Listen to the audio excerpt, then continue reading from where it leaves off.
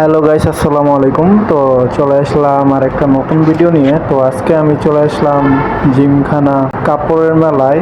এখানে সাপ্তাহিক কাপড়ের হাট বসে। বিভিন্ন ধরনের মহিলাদের মেয়েদের কাপড় পাওয়া যায় এখানে আপনারা পেয়ে যাবেন one piece, two piece, three piece এবং শাড়ি, ওড়না, এগুলো আপনারা এখানে পেয়ে যাবেন।